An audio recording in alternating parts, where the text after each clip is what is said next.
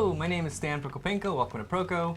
I have Marshall Vandruff here with me to do critiques of the joints lesson.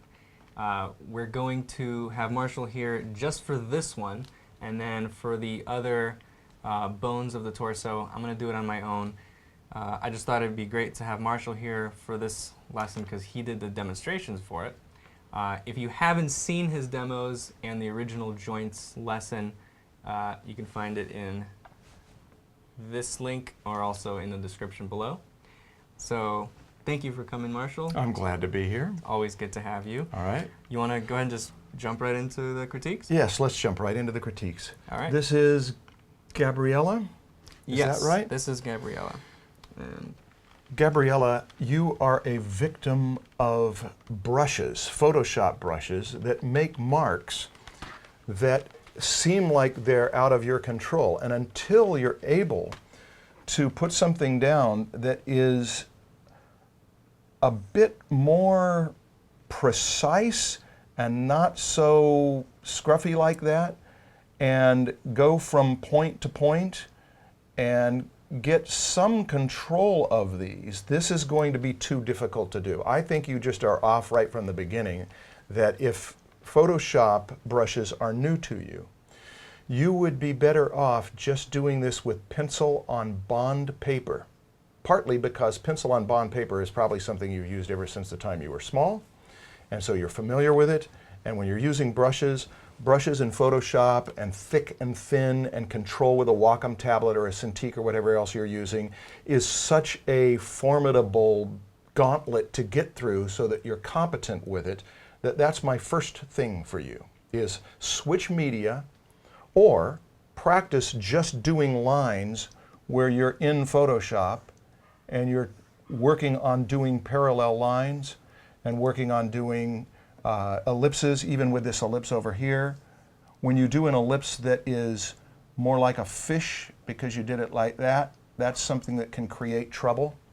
And when you don't get it exactly right, you can either erase and finesse it a little bit. But this is, the issues of form are hard to critique in this because it's too hard to see them. I mean, even just this area in here, right here, that's got to be brought up to a level where you've got control of the lines and then turned into the boxes and cylinders and wedges and other things. mm-hmm. Yeah, so she's just drawing two-dimensional shapes, contours of the shapes rather than thinking of form, right? Yeah, and this is really, really common with people who work on the computer. I don't know whether you did this in Photoshop, but the Photoshop is the textures you can get with it and the line quality you can get with it can be interesting and useful. But they are such a separate discipline from learning how to draw simplified forms that I'd say dump that, work with something you're familiar with, and that way you can focus on one thing at a time. NKLPZ.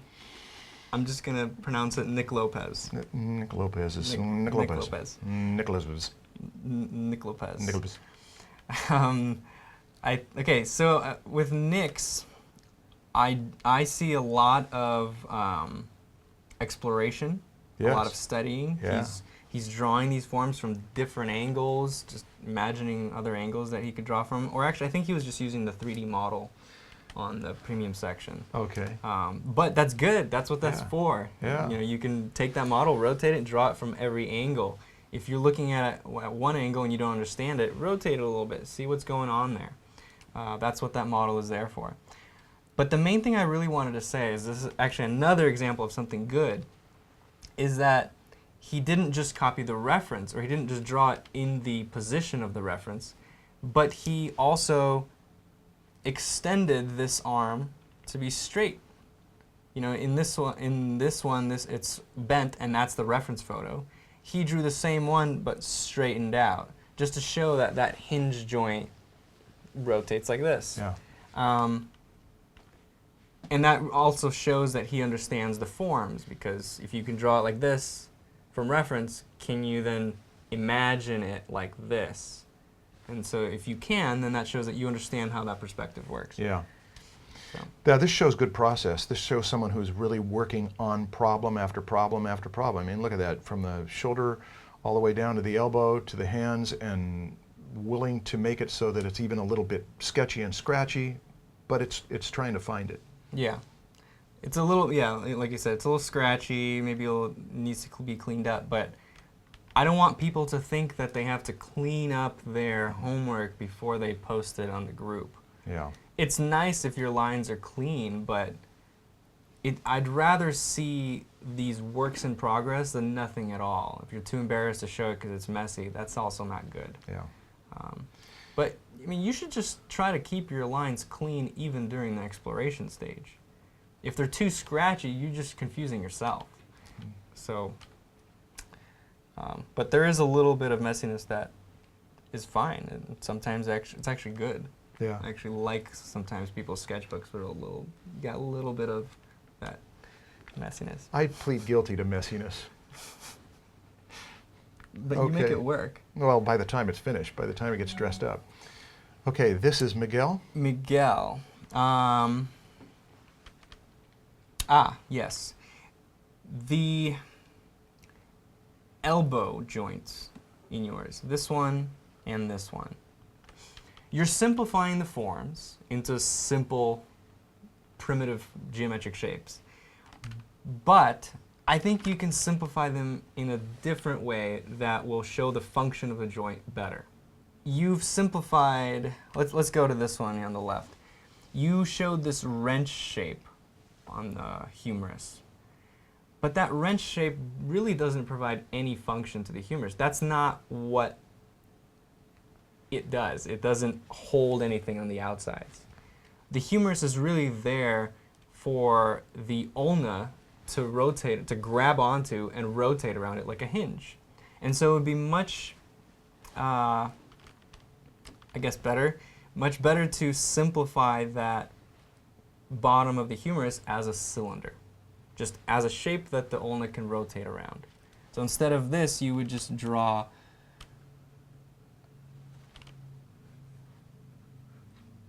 a cylinder, and then the ulna wrapping around it.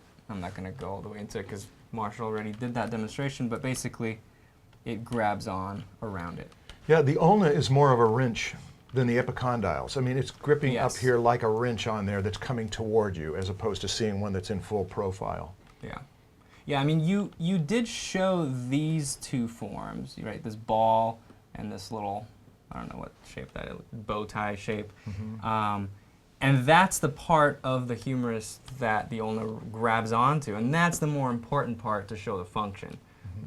But you put a lot of emphasis on this wrench. Same thing in here on this side. You showed this shape, which really doesn't do anything. And then you have this this cylinder, really small in here. That's the important one. That's the part that the ulna grabs. And then also, I would say maybe instead of putting a cylinder all the way through, do something in this area that shows that the radius and the ulna have a joint between them. It's a pivot joint. So if we were looking at it from the top, this would be the ulna, and then you have the radius, kind of like that. Put a little thing in there to show that this locks in there. Nice. And it'll spin inside of that notch. Hey, do you know what this bow tie shape is? Do you know technically what that bow tie shape is?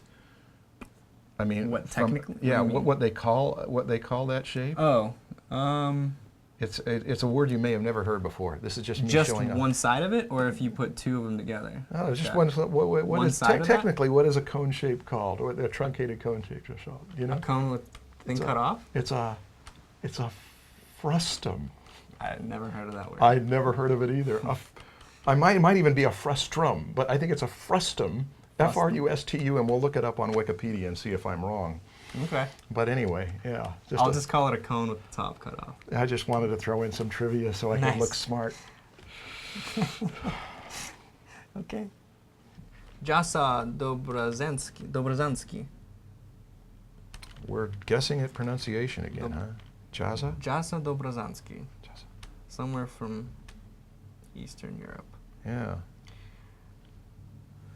Maybe Ukraine? You from Ukraine?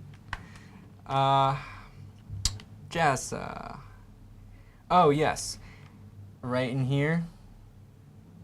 Just simplify it to a nice socket. And instead of showing a flat plane in there, show that it is concave.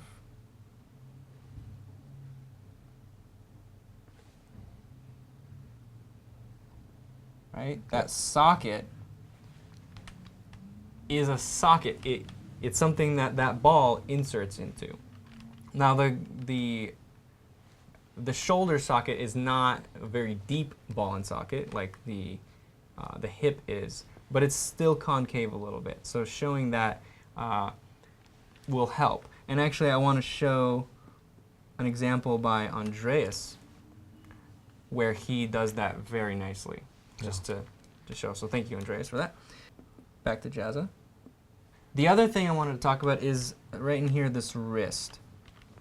The wrist to the radius is an ellipsoid. And so when you draw those two forms, make sure that they connect as an ellipsoid. You have nice structure, could be a little bit cleaner, but it's good. You're showing this plane in here. But again, it looks like a flat plane. It doesn't look like a socket that this rounded part of the ellipsoid will fit into. Also, this part of the wrist, or the hand, would be the rounded part of the ellipsoid. And so this boxiness that you put wouldn't really work. I would do something like this. Let's say there's your hand. You drew it as a box. I would round it off like that. So showing that that is Convex. Convex, thank you. So this tip is the apex. It's not flat like a box. It rounds off and it can rotate inside of this concave form. Okay? Now, I want to address something that I think that's going on here, Jazza, is that when you're trying to do a study like this, you can only concentrate on one thing at a time when something is new to you. And if this is new to you, and you're trying to get cross contours around here, and you are doing that, and conscientiously, but you can also forget, while you're working on that, to exaggerate and to figure you got a very slight curve up there on that, that glenoid cavity. So you may have been thinking, but you weren't thinking enough to where, say, hey, take a chance with this. And if you've brought it up to this level to where at least you're wrapping lines around things, trying to understand their forms, then to have one session where you're going to really take it over the top and make these things radically exaggerated. Then it can remind you that things that might be subtle, when you've exaggerated them, then you know that that's how they are. You can always make them subtle later. It's easier to whisper something when you know how to pronounce it than it is to pronounce it when you don't know how to pronounce it. So you're trying to exaggerate this and then later scale it back. Okay, so is that it for Jazza? That's it for Jazza. All right. Thanks, Jazza. This could just use a reminder that this is a particular shape, a particular form. And this gets, I'm not sure about what's going on in there. That's what I had to say about this one too, is that you simplified the forms. These look very simple, and I could see that there's a top plane in here, and there's a side plane in here, and you're really showing that, right? But the forms you chose to simplify into, they don't show the function of that joint, which was really the whole lesson. It was the types of joints, right? So we've got your ball and socket, your pivot, your ellipsoid, saddle, all those joints. You need to identify each joint as whatever type it is, and then simplify it to resemble that geometric shape.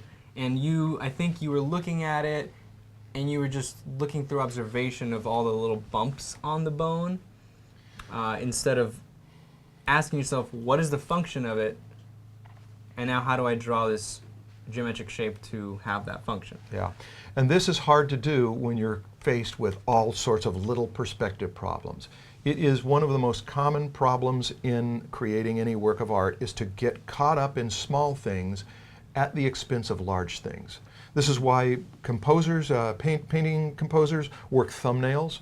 Thumbnail means you're going to work a small thing before you put any detail in there, and when you know that when you work a thumbnail, you're working big things because there's only room to do big things. And when you're working on the function of these joints, to try to not look at the small parts first, but to get that great big, that's a hook, that's a bar, that's a swivel. And we name these different types of joints. And when we have a name on each one, see how simply, look what you've done in the upper left here. You've done it. You've done it as diagrams, and you've tried to turn these things into the simplest things possible. Although you put a nice color in there too. Yeah. Let's go to the previous one. I wanted to see what Roderick did in the. In his first one. Yeah. Yeah. Okay. Roderick. This is Roderick. Same person. This shows an exploratory spirit. That again, I'm running into the same thing happened with Lars. I was admonishing him on something, and then he says, "Yeah, well, watch this." This is exploring around, trying to find the big things. Yes. Go ahead. But that elbow is still. Yeah. I'm not seeing a hinge. Yeah. You're showing a hinge here in this side drawing, but you didn't put it in to your drawing of the reference photo. Yeah. So I could see you're understanding what a hinge is, but why not put it there? Yeah. Yeah. Well, you are running, you are rolling, you are doing the work, but now we've got to get it more focused. And these little diagrams that you're doing on the side are actually better than what you're applying to the bones themselves. Yeah. That's a matter of, if this hand is getting out of sync with this hand, it's a matter of just working it until you start to get them into sync. You can apply those. You've got enough going on in the stuff you're doing on the side to show that it's a matter of time and continuing to work. Yeah, I could see things are clicking. You just need to practice these a little bit more in order to get them all really connect and to fully understand all this. So I guess the advice is just keep doing these, right? Keep doing these and be reminding yourself, macro, big pivot, big hinge, that's what it is. How can I say it with the fewest possible lines? Next one is for William Shepard, or Shefford? It would be Shepard. Shepard. Yes, perspective is hard. It is very hard. But it's worth it. It's worth it to study it. All that pain and suffering is worth the effort. The things I'm noticing are mainly proportional in the way you're indicating the forms. Yeah. One of them, the scapula is too wide, feels round. Another thing, this humor, the shaft, seems a little bit thick. Does it seem thick to you? Yes, it does. Okay. It's too thick. Good. And then finally, the main thing is the forms of the ulna and radius. You have the radius as a really thick form going all the way across, and you have the ulna as a very thin form running all the way across. Really, the ulna starts out thick at the top, thin at the bottom. The radius will be thin at the top, thick at the bottom. Yeah. Right? They're Counterchanged. yeah, they kind of fit together like that, so that the ulna fits with the humerus. Remember, with that hinge joint, right? This will wrap around this. I'm just drawing a very flat diagram here. So this ulna connects to this with a hinge. And then the radius will connect to the wrist with an ellipsoid. And then these two will connect with a pivot. And then these two will connect with a pivot. So I think understanding all of these joints in the way the ulna, the radius, the humerus, and the hand, how they connect is very important, and being able to draw all those joints as having that function. I keep repeating the same thing. Draw the form to have the function. Yeah, but it's because the same things come up. I mean, when you're trying to master any skill, we make the same mistakes over. You can categorize. There'll be 3 or 4 things that can go wrong when somebody tries to do that, and so there's this tendency to repeat the same advice over and over. This is William? Yes. William is doing something, though, that you complimented some students for earlier. He is making up his own forms. I mean, look at that elbow, look what he's doing. And he's saying perspective is hard, which of course it is, but look what you've done. You have given us a sense that this is a plane that is a separate plane from this one, and that this is a top plane here that then changes its position. And that right there, just this is enough to say you've got a basic understanding that things can be facing different directions when in fact this whole thing is a white flat surface and you're giving an illusion. So perspective is hard, but it's also fun. You're making an illusion. Yeah, I think depends on your personality. Well, yeah, some people may not get off on perspective. I used to think it was really boring and not enjoyable at all. But I think maybe it was because it was so hard for me in the beginning. It was like, I don't understand at all. I understand.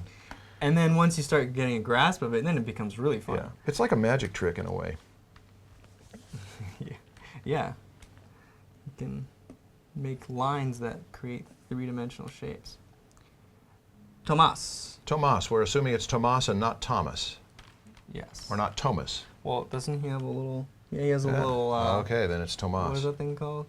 Yeah. A little tail. Yeah. On the A. That little thing. Tomas. Yeah. Tomas.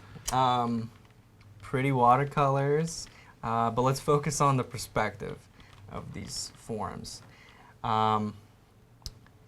This cylinder needs some work, especially in the caps. The angle of this ellipse, you're making it vertical. And I'm assuming you are just doing that because you think ellipses should be either vertical or horizontal. I used to think that for a very long time. Yeah. I would say, oh, this is the cap of a cylinder, and I would just make it either horizontal or vertical, whichever's closer to the angle of the form. I did too. But that's not how it works. Drawing cars is when I learned it. Yep. On wheels, that the ellipse of the wheel, I would always make them vertical. All the wheels would just vertical wheels. But then I learned that it needs to be perpendicular to the axis between the wheels. Sure. So, let's say that this is a car, this is one side of the wheel, and then you got the wheel on the other side of the car. And then you would have, 2 more wheels, and there you have a car. The way you find the angle of these ellipses is, let's say this is the axis between the 2 wheels. Perpendicular to that will be the angle of the ellipse.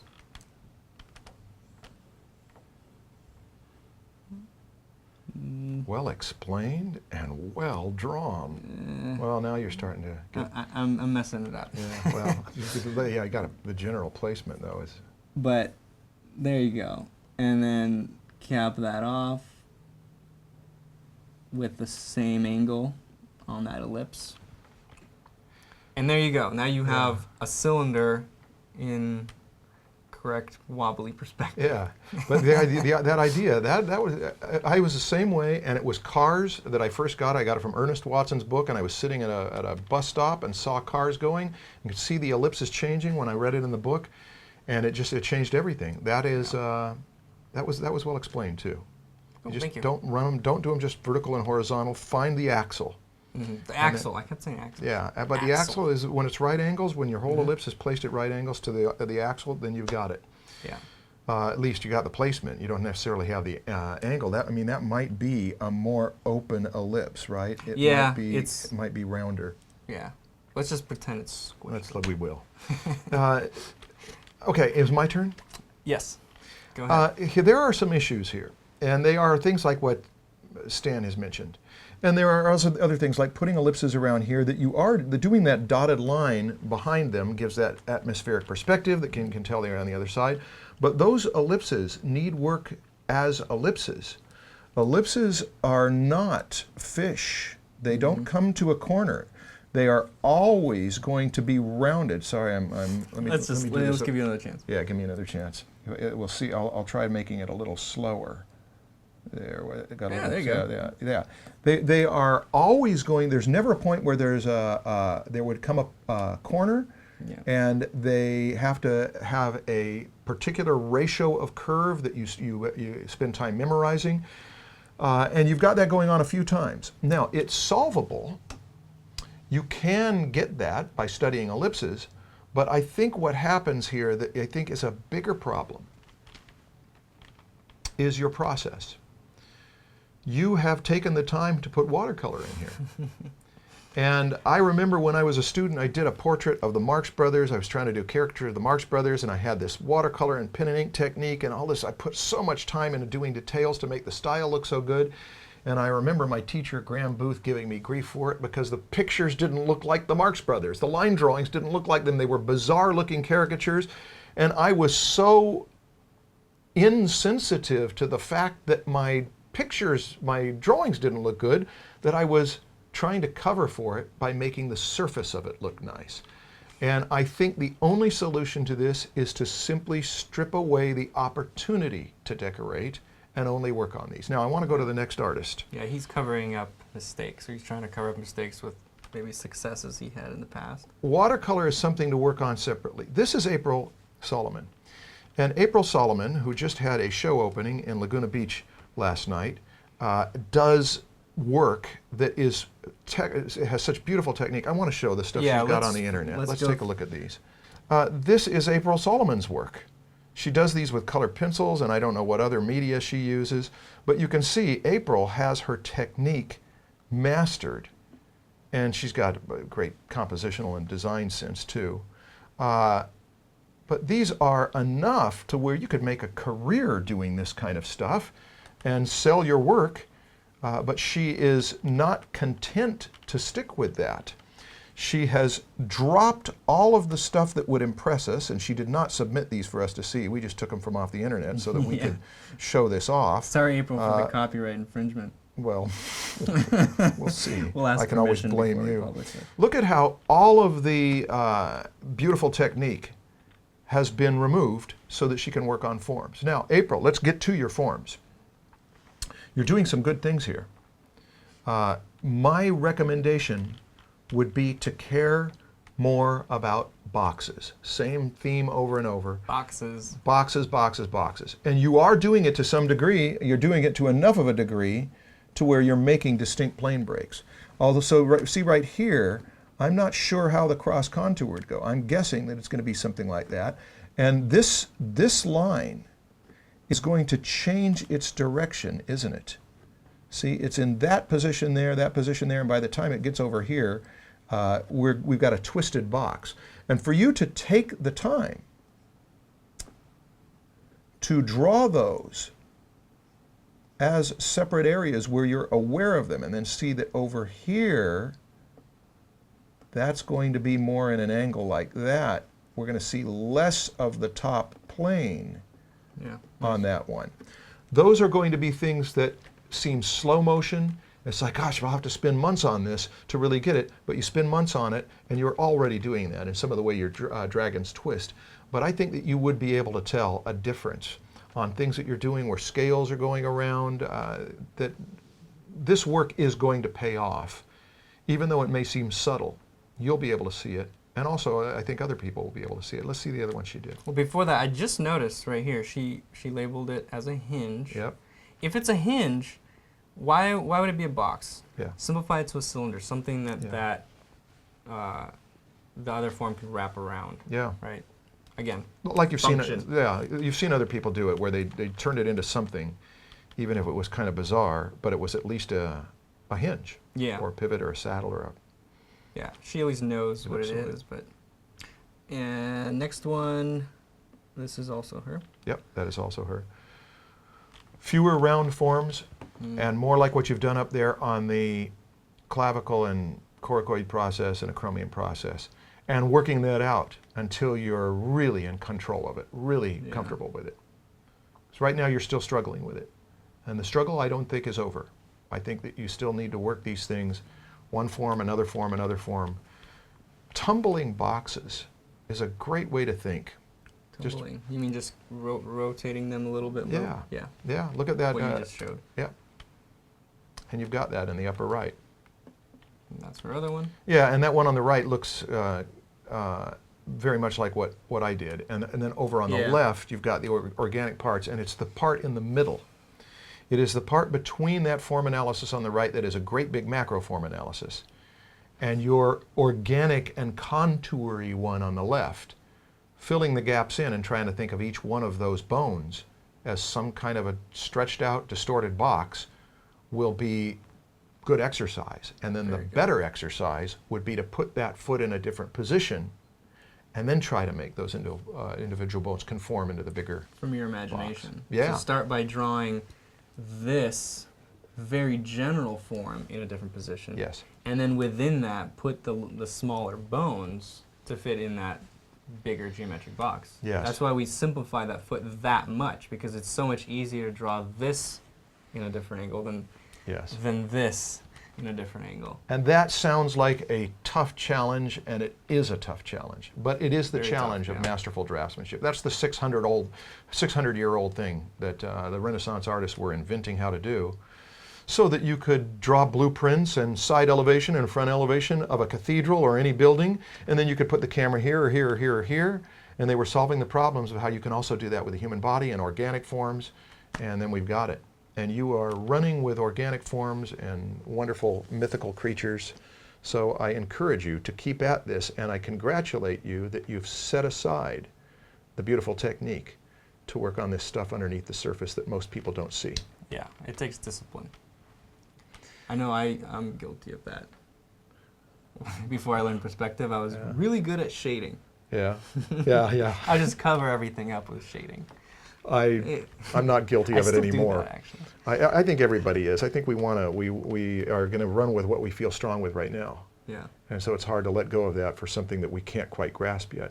Yeah. Well, it was the first thing I got good at, and everybody would praise me for it. And so, like, whenever something would turn out bad, I would just, shading. Yeah. And that was good. Yeah.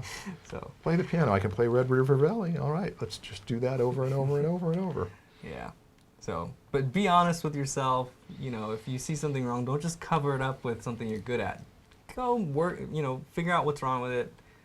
Practice it on the side. You don't have to display it for everybody, but you should, because then people can help you fix it. Okay, Look at last this. one. Who is this? This is Rob? Rob Stanfill. Rob Stanfill. I'm proud to have my name in his. I guess, yeah, you do. This is such a good drawing. Yeah. Rob Stanfill. My favorite is this. It's beautiful. It's so well done. It is. It's such a nice mix between organic and structured. It's is. not even really that organic, but it's organic if you were to blur it. But he's crisped everything up so that there's no blurring in his thinking. He knows every plane.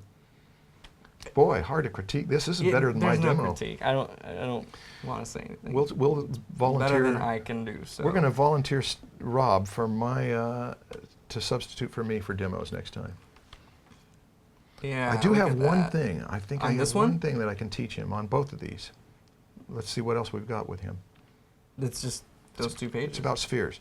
Oh, okay. Rob, I want to show you something on, you see this over here on the right, and you've got this core shadow that's in that position, and it's beautiful as a core shadow. But I notice that you're doing this a number of times of the way you're shaping that core shadow. And we might have a lesson from the moon. Let's go back to the previous one, because that was His one. Yeah, previous? and then if you can, over on the right of this, there was a sphere that would be really good for me to demo next to. And can we blow that up bigger on the screen, or will we end up pixelating? It'll pixelate, Okay. but at least you can draw bigger. Well, let's see. If I can make a circle, it's going to be close enough.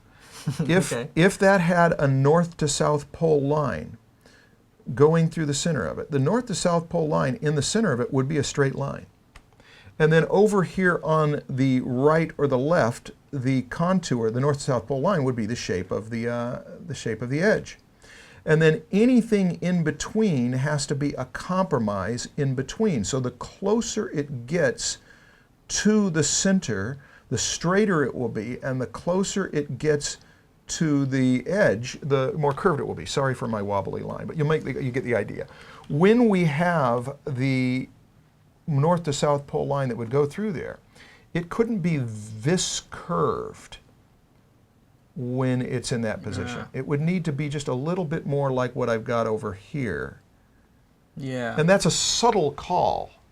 But I'm pointing it out because you are ready for subtle distinctions like that. Your stuff looks so masterful that that's something that doing some exercises with spheres where you always bisect them both ways. And then you figure out how your curves would be in comparison to those two perpendicular crosshairs is really useful for knowing how much to place that curve, how severe that curve will go. Yeah, so I just wanted to clarify. The core shadow is going to follow that equator. Yeah. If you have, let's say, this is the North Pole and then the South Pole is behind, right? And you got the light coming from above. That core shadow is going to wrap around. It has to. As an ellipse back there. Around the equator, and so you're going to get a core shadow like that. You're not going to get a core shadow running along this portion. That's right. Actually, it can only happen. That can only happen if you have a small light source. We have a little, very small light source where you put it next to a globe, and then you can get that to happen. But it cannot happen where the light is distant from it. Yeah. And it's so nice that you put the north-south pole not on straight up and down, because the sphere can be tumbled any direction. So if you got a light bulb that's this small, compared to this form, then the light rays would travel and then they would stop there. That's right. I mention that because Scott Robertson does a demo where he's got a little light, and you end up seeing these unusual core shadows. But the moon is the best example, right? The moon, when you get what people call a half moon, which is actually a quarter moon, it just chops the moon right in half. Where when you got a crescent moon, it's almost just a portion of a circle, and that's because that core shadow, which on a moon we call it the terminator, is following the same formula. Yeah. It's just you're only seeing the light portion of it. Yeah. So this portion will be all dark, and you're seeing only this part of the moon. Yeah, and I mean even up here, you can. Pushing buttons. Yeah, you can see that would be just the tiniest bit straighter if it was in that position. And again, this is we're picking at subtle and masterful things, but for you, it's worth it. I'm impressed. Yeah. Let's go back to the full view of this. Dude. Yeah. I mean, it's good to end with this one. Yeah. That was the last critique. Thank you for coming. It's always good to have you. Hope you guys enjoyed these critiques. And there will be a bunch more coming within the next week or so. So, thanks for watching. Check out the full premium version of this video. Much more critiques at proko.com/anatomy. See ya. Bye. Hey, have you seen my new app, Skelly, the posable anatomy model for artists? Go to proko.com/Skelly app or click this button to get it on iOS or Android. If you like this video, don't be all selfish. Share it with your friends. And if you want to be updated about new videos, click this button or go to proko.com/subscribe. Also, check out the Anatomy for Artists group on Facebook at facebook.com/groups/anatomy for artists.